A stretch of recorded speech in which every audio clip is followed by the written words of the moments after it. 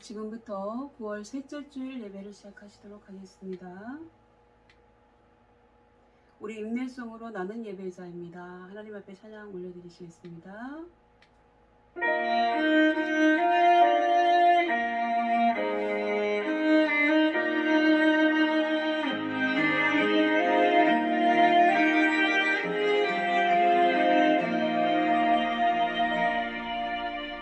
나는 하나님을 예배하는 예배자입니다. 내가 서 있는 곳 어디서나 하나님을 예배합니다. 나는 하나님을 예배하는 예배자입니다. 내가 서 있는 곳 어디서나 하나님을 예배합니다. 내 영혼 거룩한 은혜를 향하여 내 마음을 완전한 하나님 향하여 이곳에서 바로 이 시간 하나님을 예배합니다. 우리 사도신경 하심으로 우리 신앙을 고백하시도록 하겠습니다. 다 한 목소리로 고백하겠습니다. 나는 전능하신 아버지 하나님 천지의 창조주를 믿습니다. 나는 그의 유일하신 아들 우리 주 예수 그리스도를 믿습니다. 그는 성령으로 잉태되어 동정녀 마리아에게서 나시고 본디오 빌라도에게 고난을 받아 십자가에 못 박혀 죽으시고 장사된 지 사흘 만에 죽은 자 가운데서 다시 살아나셨으며 하늘에 오르시어 전능하신 아버지 하나님 우편에 앉아 계시다가 거기로부터 살아있는 자와 죽은 자를 심판으로 오십니다. 나는 성령을 믿으며 거룩한 공교회와 성도의 교제와 죄를 용서받는 것과 몸의 부활과 영생을 믿습니다. 아멘. 우리 이제 찬송가 19장 찬송하는 소리 있어 다 함께 찬양 올려드리시도록 하겠습니다.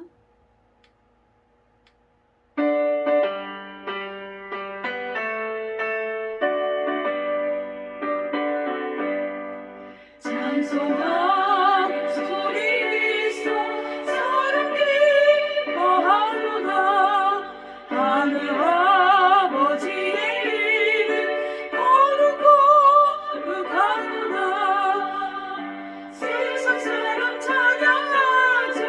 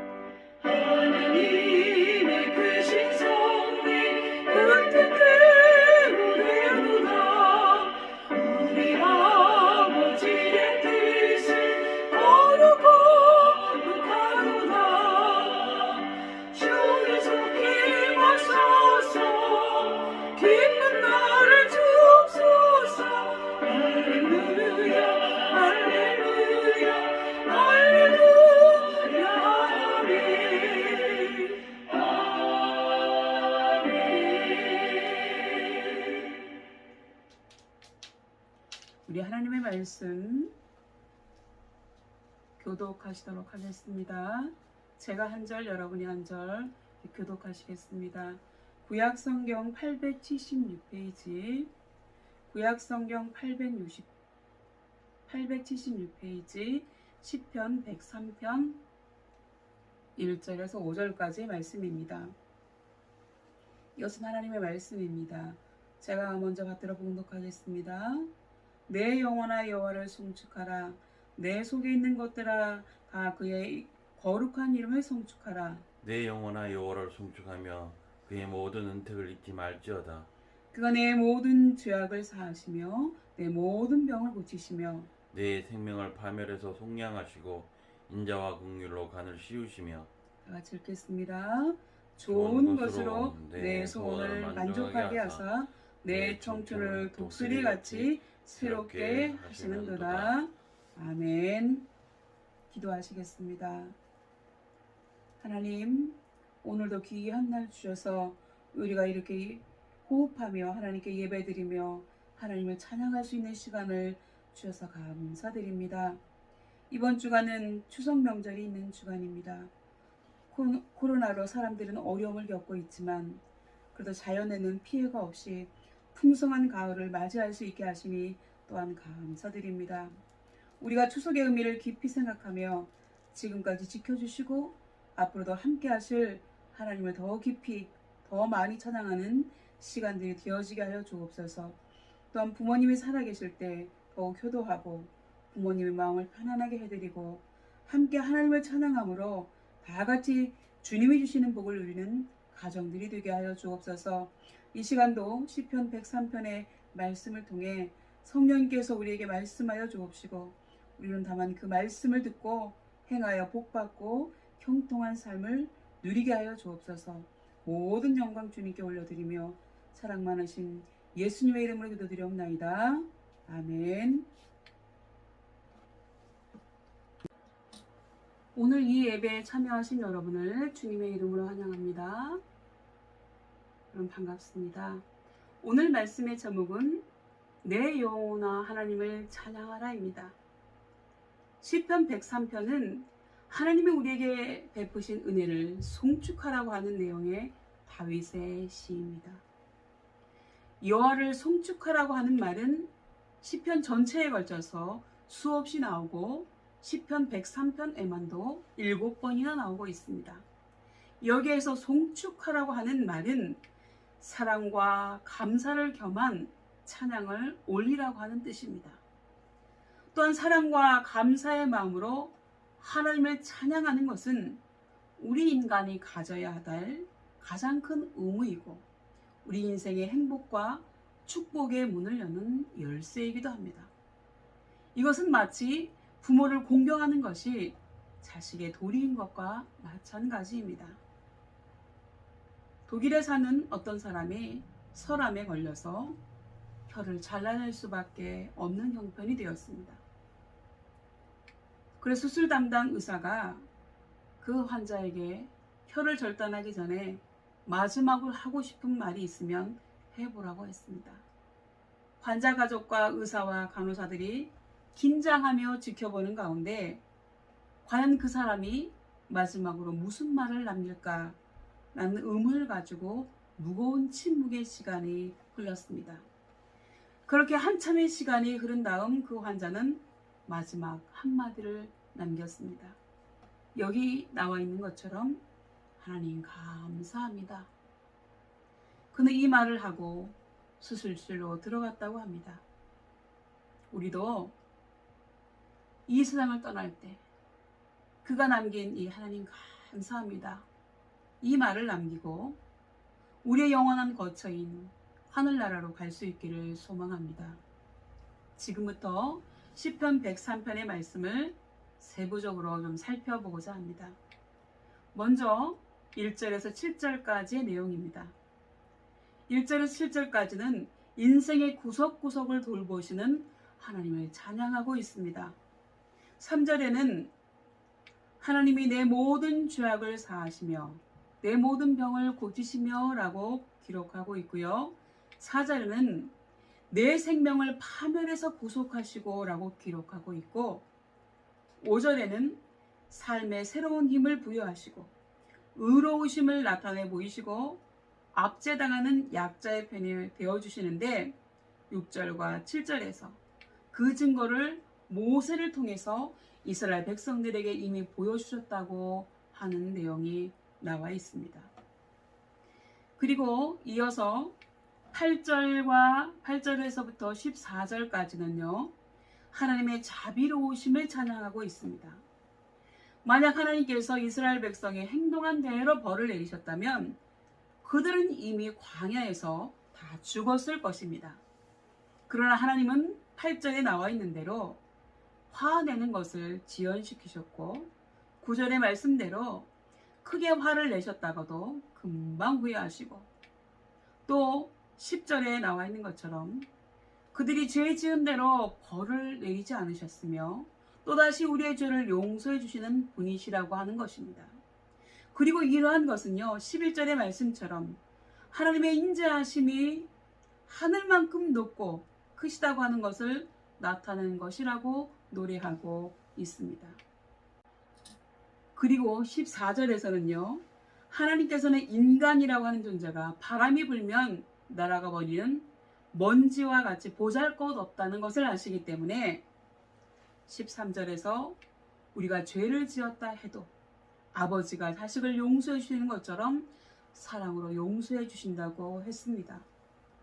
또 여러분, 지구상에서 가장 먼 길이가 어디예요? 동쪽의 서쪽이죠. 반대편이니까. 거리상으로 동쪽의 서쪽이 가장 먼 거리인데, 하나님이 이처럼 우리들의 죄를 우리와 가장 멀리 옮겨주셨다고 했습니다. 여러분, 인간의 용서에는 한계가 있어서 앙금이 남고 상처가 남게 되지만, 하나님의 용서는 완전한 용서라고 하는 것이지요. 마치 컴퓨터에 저장되어 있던 파일들이 완전히 포맷되는 것처럼 하나님은 우리들의 과거의 죄를 전혀 기억 못하시는 것처럼 용서해 주십니다. 또한 이미 용서하신 죄에 대해서는 절대로 과거를 묻지 않으시는 하나님이심을 고백하고 있습니다.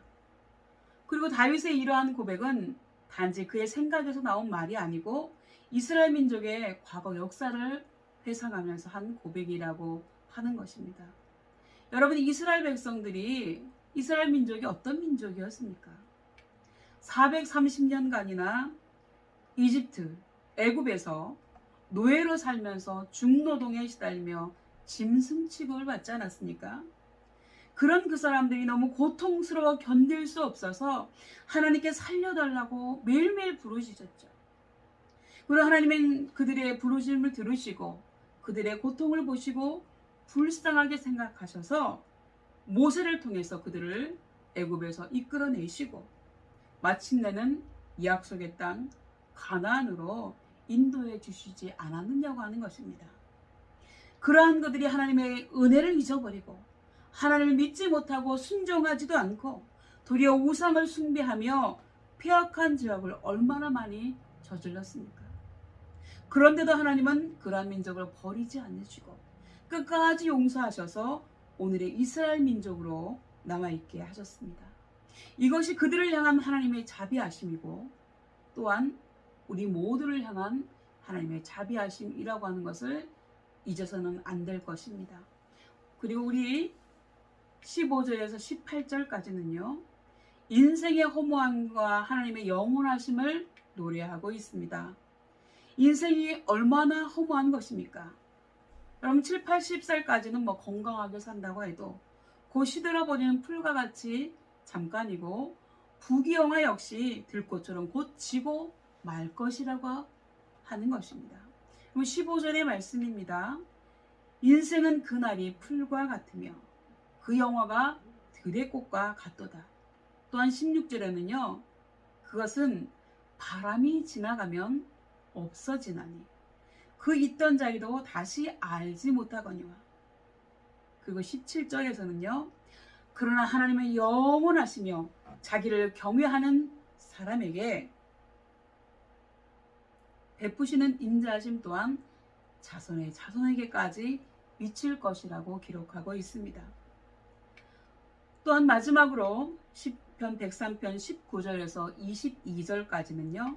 하나님은 자비로우실 뿐만 아니라 하늘과 땅을 다스리시는 모든 것의 주권자이시므로 천군 천사와 모든 피조물들은 모두 여호와를 찬양하는 것이 마땅하다고 기록하고 있습니다. 여러분, 이와 같은 내용을 중심으로 하나님이 우리 인생들에게 베푸신 수많은 은혜 가운데서 저는 오늘 다음 세 가지를 선별해서 함께 은혜를 나누고자 합니다. 첫 번째는요, 우리의 모든 죄악을 용서해 주시는 하나님이십니다. 여러분, 본문 시편 103편 2절과 3절의 말씀입니다. 내 영혼아 여호와를 송축하며 그의 모든 은택을 잊지 말지어다. 그가 내 모든 죄악을 사하시며 내 모든 병을 고치시며. 우리의 죄를 근본적으로 용서해 주실 수 있는 분은 이 온 우주에 오직 하나님 한 분밖에 없다고 하는 사실입니다. 여러분, 대통령에게 죄인을 풀어줄 수 있는 사명권이 있다고는 하지만 대통령 역시 하나님 앞에 용서받아야 될 죄인에 불과하다고 하는 사실입니다. 이렇게 기독교는 죄의 문제를 다루는 종교입니다. 그리고 죄 문제를 해결하지 않고는 구원의 문제를 설명할 수도 없습니다. 왜냐하면 죄의 문제, 구원의 문제가 해결되지 않은 사람이 천국에 들어갈 수 없기 때문에 그렇습니다. 여러분, 코로나 바이러스가 눈에 보이지는 않지만 이 바이러스 때문에 지금 온 세상이 온통 난리가 난 것처럼 죄 역시 우리 눈에 보이지는 않지만 이러한 바이러스보다, 핵무기보다 더 무섭다고 하는 것입니다. 왜냐하면 바이러스나 핵무기는 우리 몸만 죽일 수 있잖아요. 그렇지만 죄는 우리 몸과 영혼을 함께 죽이고 영원한 지옥으로 떨어뜨리기 때문에 그렇습니다. 또한 잠깐 살다 가기는 하지만 하나님, 우리가 이 세상에서도 천국의 삶을 누리며 행복하기를 원하시는데 그런 우리의 삶을 불행하게 만드는 모든 원인이 되기 때문에 성경에서는 죄를 무서워하고 피하라고 하셨고 미워하고 대적하여 싸우라고까지 하셨습니다. 그렇다면 성경에서 말씀하고 있는 죄란 무엇을 의미할까요? 여러분, 죄는요, 하나님의 계명을 거슬려 행하는 인간의 모든 생각과 욕망과 말과 행동을 말합니다. 이 죄가 하나님에 대해서는 불신앙과 불순종으로 나타나고 인간에 대해서는 불의, 부정, 불법으로 나타나는 것입니다. 좀 더 구체적으로 말씀드린다면 하나님의 뜻에 반대되는 말과 행동이 죄이고요. 선한 것이 무엇인지 알면서도 선을 행하지 않는 것이 죄입니다. 이렇게 죄인 줄 알면서도 행동하는 것이 죄이고 고의적으로 잘못을 하는 것이 죄라고 하는 것입니다. 또한 예수님을 믿지 않는 것도 죄이고요. 하나님과의 관계가 잘못된 것도 죄라고 하는 사실입니다. 여러분, 세상법을 어기면 죄가 되고 그 대가를 받는 것처럼 하나님의 법을 어기는 것을 성경에서는 죄라고 말씀하고 있습니다. 그리고 여기에는 반드시 대가가 따르는 법입니다. 성경의 기준으로 볼 때 죄 없는 사람은 아무도 없습니다. 단 한 사람도 없다고 말씀했습니다. 신약성경 로마서 3장 10절의 말씀입니다. 의인은 없나니 하나도 없으며. 여기서 의인이 뭡니까? 죄 없는 사람. 가끔가다 이런 사람이 있어요. 나는 죄 한 번도 안 지었어요. 나는 죄 없어요. 이렇게 말하지만 그거 자체가 죄예요. 거짓말했기 때문에. 죄 없는 사람이 어디 있습니까? 모두 다 죄인이라는 거죠. 그리고 죄를 지으면 그 결과가 뭐예요? 사망이라는 것입니다. 사망이기 때문에 우리 인간은 모두 다 죽습니다. 이렇게 지옥으로 떨어져서 영원히 죽을 수밖에 없는 불쌍한 우리들을 위해서 하나님 그분의 하나밖에 없는 아들, 예수님을 이 땅에 보내셔서 우리의 죄를 대신하여 죽게 하심으로 그분을 믿는 사람은 누구나 죄 용서받는 구원의 길을 열어두셨습니다. 그래서 one way Jesus Christ예요. 천국으로 가는 길은 다른 길이 없어요. 예수님만이 길이라고 하는 사실입니다.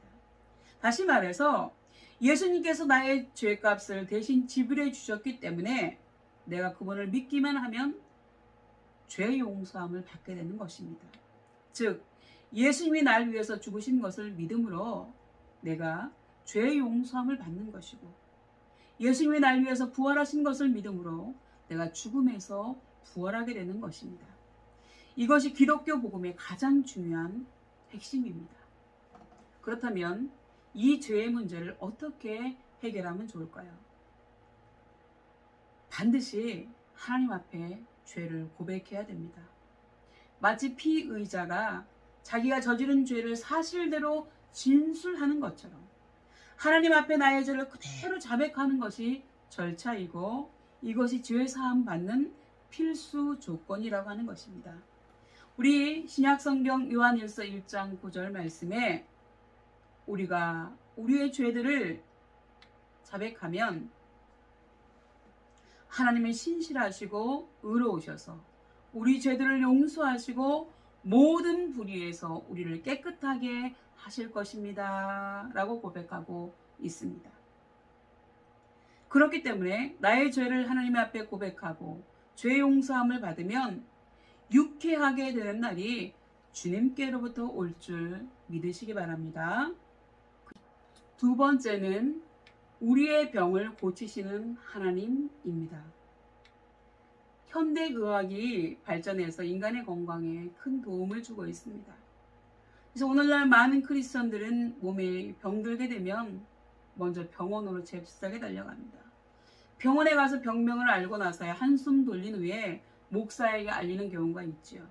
그 경우가 많아요. 그러나 믿음 있는 성도는 입원하기 전에 먼저 목사에게 와서 알리고 기도를 받고 가는 분도 있습니다. 그리고 어떤 분은 일단 입원부터 한 후에 목사에게 알리는 분도 있고 그런가 하면 어떤 신자는 병원에서 치료가 불가능하다고 하는 진단을 받고 난 후에야 비로소 뒤늦게 목사에게 알리는 사람도 있고 어떤 사람은요 입원한 사실 자체를 아예 숨기는 분도 있어요. 이 중에서 어떤 방법이 그리스도인에게 맞는 방법인지는 그리스도인이라고 하면 이미 상식적으로 알 수 있을 것이라고 생각합니다. 그렇다면 성경에서는 이 부분에 대해서 무엇이라고 말씀하고 계실까요? 신약성경 야고보서 5장에 이렇게 기록하고 있습니다. 너희 중에 병든 자가 있느냐? 그는 교회의 장로들을 청할 것이요 그들은 주의 이름으로 기름을 바르며 그를 위하여 기도할지니라. 그리고 믿음의 기도는 병든 자를 구원하리니 주께서 그를 일으키시리라. 혹시 죄를 범하였을지라도 사하심을 받으리라 라고 기록합니다. 병든 사람이 있으면 먼저 교회 장로들께 와서 기도해 주시라고 하는 것이 첫 번째 할 일이라고 하는 것입니다. 먼저 기도하라고 하는 거죠. 또한 구약성경 출애굽기 15장에서 하나님은 그의 백성 이스라엘에게 이렇게 말씀하셨습니다. 너희가 너희 하나님 나 여호와의 말을 들어 순종하고 내가 보기에 의를 행하며 내 계명에 귀를 기울이며 내 모든 규례를 지키면 내가 애굽 사람에게 내린 모든 질병 중 하나도 너에게 내리지 아니하리니 나는 너희를 치료하는 여호와임이라 라고 말씀하고 있습니다. 이 말씀이 무슨 말씀이에요? 너희가 너희 하나님 나 여호와의 말씀을 듣고 순종하고 하나님 보시기에 거짓을 행하지 않고 하나님의 말씀을 지켜 행하고 귀를 기울이면 하나님께서 그 애굽 사람들에게 내렸던 10가지 재앙이 있잖아요. 그리고 그곳에서 겪었던 그 모든 질병 중에 하나도 너희에게 해당되는 것이 없을 거다. 그리고 혹시 병들지라도 내가 너희를 치료하는 나는 치료의 하나님이라고 하는 것을 말씀하고 있습니다. 또 또 구약성경 마지막 책인 말라기 4장 2절에는 이렇게 기록하고 있습니다. 내 이름을 경외하는 너희에게는 공의로운 해가 떠올라서 치료하는 광선을 비추리니 너희가 나가서 외양간에서 나온 송아지같이 뛰리라.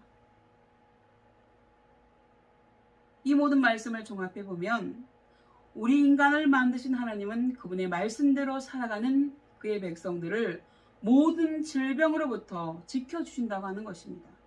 그리고 혹시나 병들었다 할지라도 기도와 진료를 병행한다면 나을 것이고, 또한 죄로 인한 병이라고 하더라도 죄를 용서받게 된다고 하는 것입니다. 그렇기 때문에 크리스찬이 병이 들었을 때는 먼저 무조건 무턱대고 병원부터 찾아가는 것은 성경적인 순서가 아닐 뿐만 아니라 모든 질병을 치료하시는 전능하신 하나님을 무시하는 것이 된다고 하는 사실을 잊지 말아야 할 것입니다. 여러분, 성경에 기록된 예수님의 행적들을 보십시오. 예수님이 가시는 곳마다 병자들로 인산이례를 이루었지만 예수님께서는 수많은 병자들을 다 고쳐주셨습니다. 시각장애인, 하반신마비, 농아, 현마비, 한센시병, 백혈병, 정신적으로 문제가 있는 사람 등등 그 수를 셀 수 없을 만큼 많았습니다.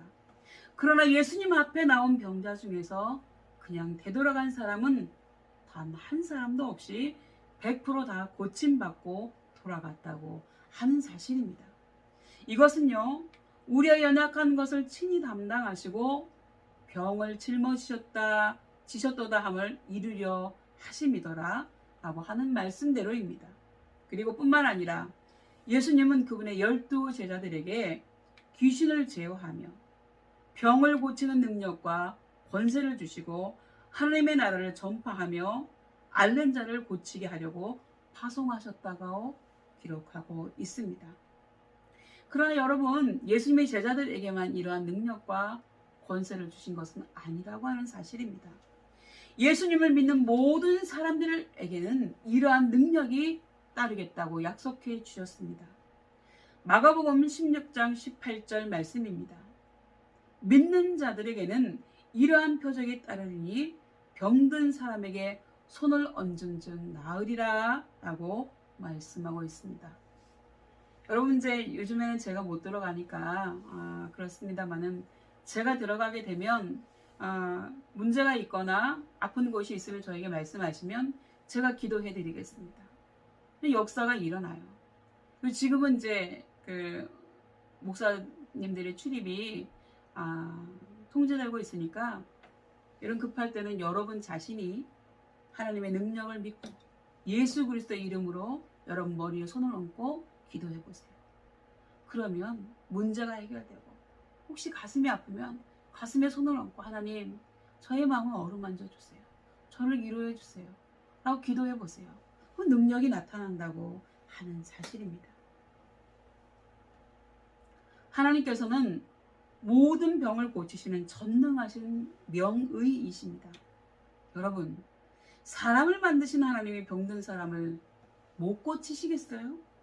그러므로 우리는 의사가 못 고치는 죽을 병까지도 고치시는 하나님의 능력을 의심 없이 믿고 병든 사람을 위해서, 혹시 또 내가 병들었을 때 말씀드린 것처럼 기도하여 하나님의 능력으로 치유받는 은혜가 있으시기를 예수님의 이름으로 축원합니다.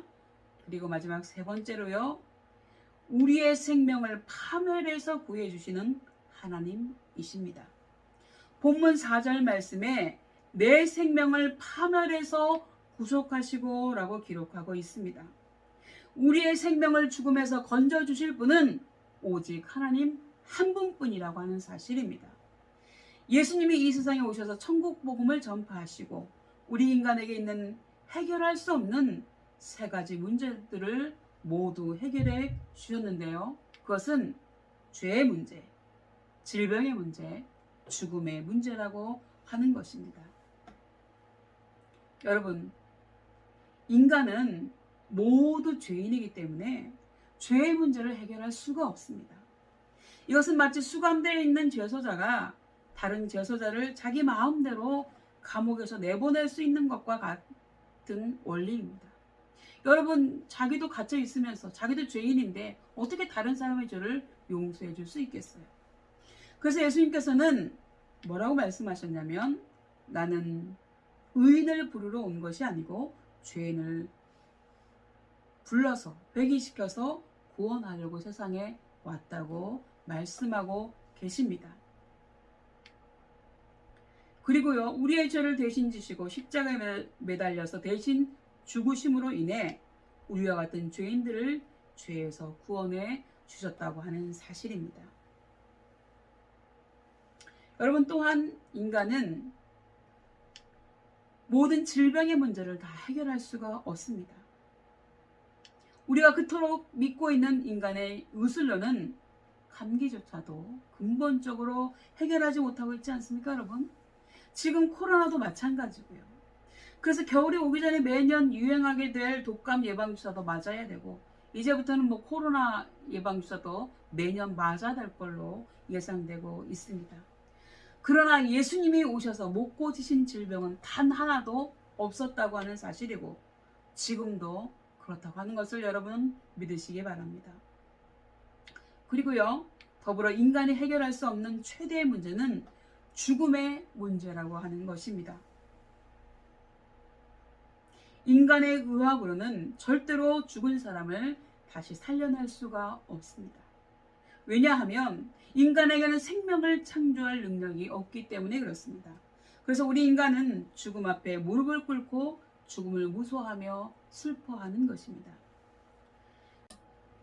여러분, 2차 대전 때 영국과 미국 포로 2만 명이 수용되어 있는 일본군 포로 수용소에서 8,000명의 포로가 죽어나갔습니다.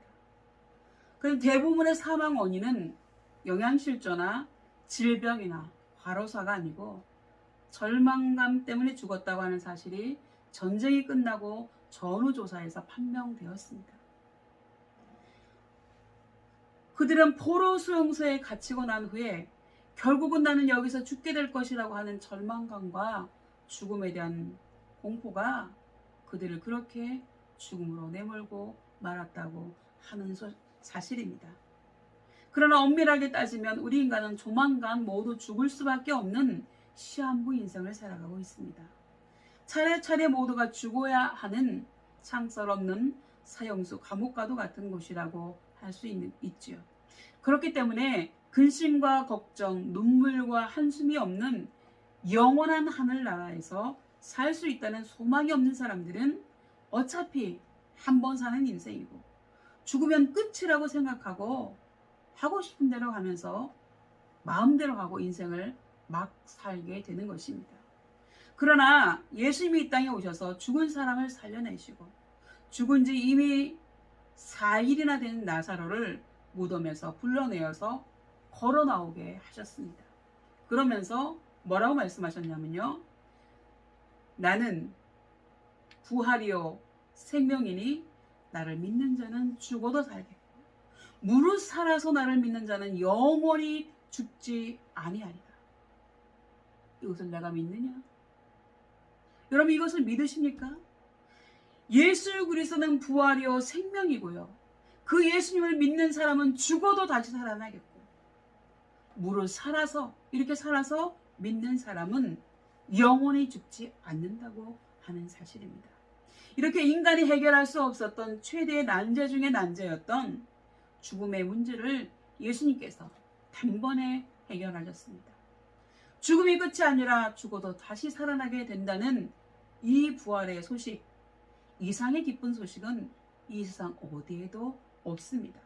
그렇기 때문에 예수님 말씀이 기쁘고 복된 소식, 즉 복음, 굿뉴스인 줄 믿으시기 바랍니다. 이제 말씀을 정리하겠습니다.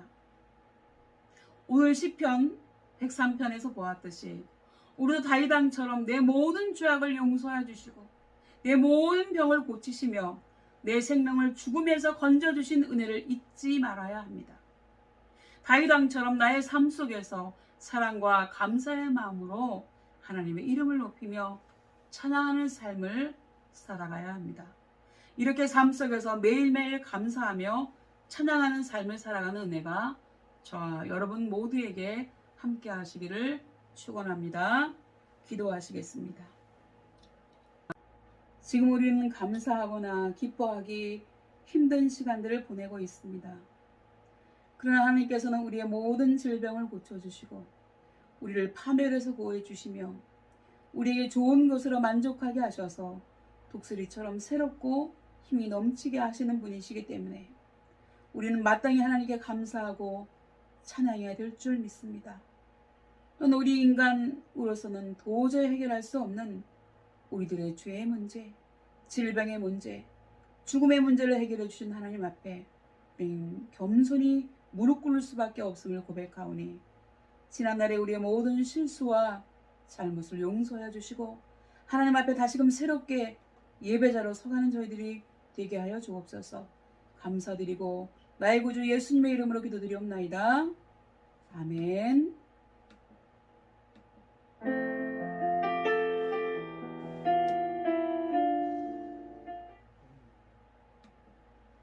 우리 찬양이 언제나 넘치면 우리 함께 찬양하겠습니다.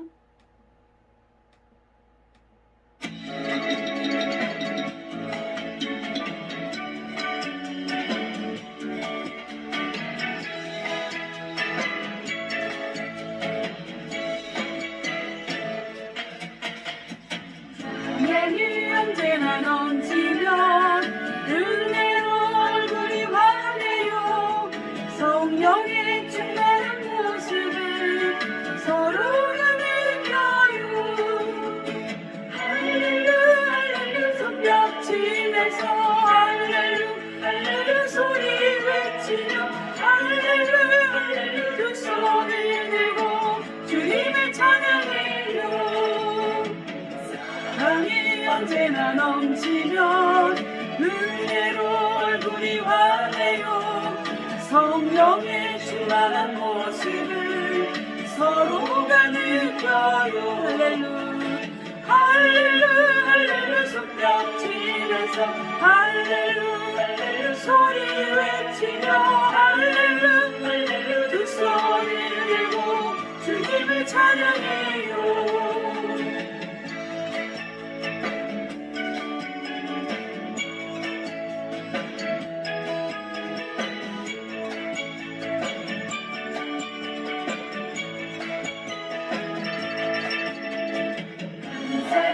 언제나 넘치며 은혜로 얼굴이 환해요.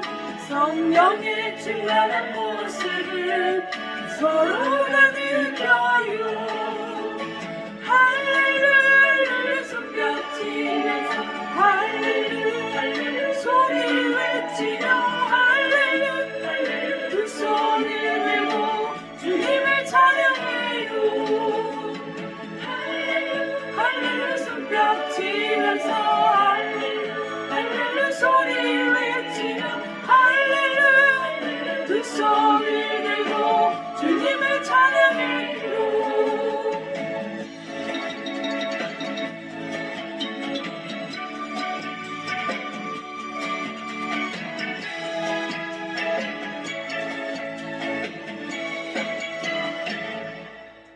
우리 헌금하는 시간을 좀 드리도록 하겠습니다.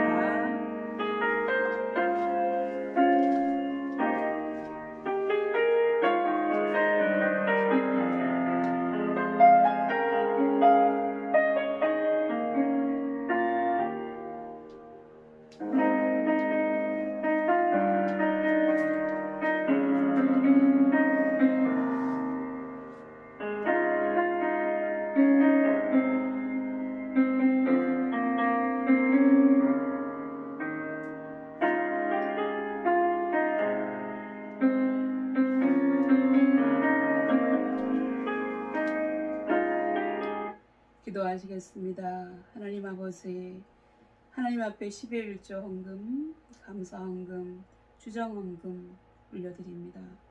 하나님께서 하나님의 것을 선별하여 드린 귀한 손길들을 기억하여 주시고 또 감사하여서 헌금 드린 손길들을 기억하시고 주정 헌금 드린 손길을 주님 기억하여 주셔서 그들의 모든 헌금을 받아주시고 또한 그들의 삶을 받아주시고 그들의 삶이 더욱더 주님 앞에 헌신된 삶이 되어질 수 있도록 주님께서 은혜 위에 은혜를 더하여 주시옵소서. 또 이 시간 하나님 앞에 감사의 기도 제목, 소원의 기도 제목 올려드린 손길을 주님 기억하여 주셔서 그들의 감사가 더욱더 넘치고 그들의 소원이 주 안에서 이루어지게 해 주옵소서. 그리하여서 하늘의 신령한 복과 땅의 기름진 복으로 날마다 넘쳐나는 귀한 은혜를 허락해 주옵소서. 감사드리고 예수님의 이름으로 간절히 기도드리옵나이다. 아멘.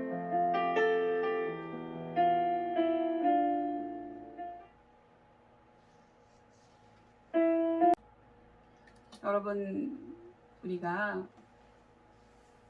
코로나만 아니면 함께 송편도 나누고 과일도 나누고 함께 음식을 나눴던 것이 굉장히 그립습니다.